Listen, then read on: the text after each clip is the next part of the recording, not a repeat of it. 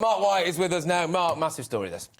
Yeah, very significant indeed, because, of course, what we've had up until now are breaches that have potential breaches that have been investigated by Sue Gray with a look to the political ramifications of any breaches. That is different to now the potential of criminal sanctions.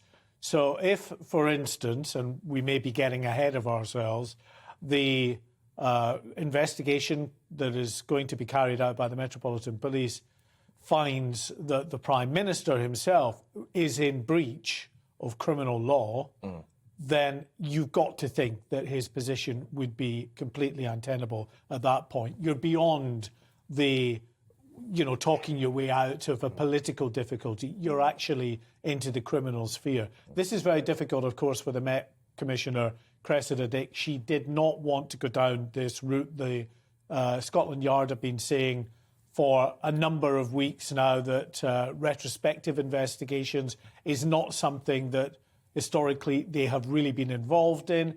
Then they had to change that particular approach when people felt, understandably, well, this is not right. How can you possibly be? How can there be evidence potentially of breaches of the law that are brought to light, and you are not investigating that, and someone is not held to account for that? So then the line was, well, we will liaise with Sue Gray and her ongoing Cabinet Office investigation. And if it comes to the point where we get enough evidence of potential COVID law breaches having taken place within Downing Street, then we will launch a formal investigation. Now, there was some uncertainty as to whether that was going to be at the end of the Sue Gray process, or if during the Sue Gray investigation something came to light that immediately required an investigation.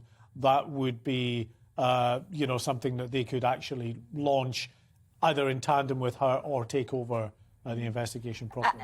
I'm really interested in this idea that they've almost sort of U-turned from their original, approach to not investigate retrospectively. But doesn't this now open the floodgates almost for ordinary people to be investigated for retrospective COVID breaches? Or is this just a very unique particular case here?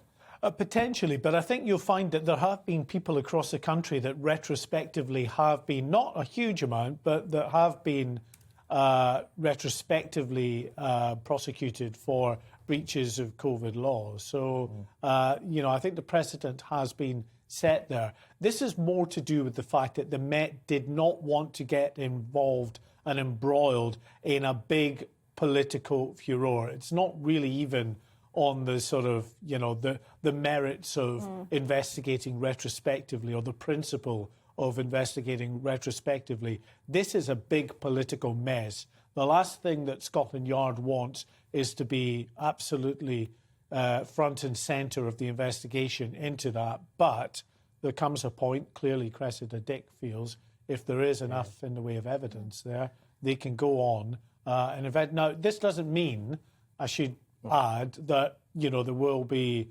breaches at the end of the day that are found to be proven that would go before a court. It doesn't, but it certainly means that they feel there's enough in the way of initial evidence, a sort of prima facie case in law to go ahead with a full investigation into this. Are the Met Police essentially investigating themselves a little bit as well? Because they obviously have a lot of officers in and around Downing Street, and if this policy was allowed to happen, as it were, that could be a problem, surely. It's certainly possible, that an offshoot of this might be, if not prosecutions, then perhaps words of advice or some kind of disciplinary proceedings against officers. But I think, to be honest, I'm not sure that there would be many people clambering for that. Those officers are just doing the best job they can in trying to secure Downing Street, which is their primary job. They're not necessarily to know what's been happening within those walls, but clearly I think they had an inkling, because they have been giving evidence to Sue Gray. They have been making statements to Sue Gray, and it is possible that on the back of those statements, that may have been something that helped tip this over the edge in terms of launching a more detailed investigation. Sure, and very finally, what implications does this have for that expected publication of that Sue Gray report, which was expected towards the end of this week, really, wasn't it? Well, that's what we don't know, because this evidence session is ongoing. I didn't actually hear what the processes are likely to be now and whether that has actually been discussed yet.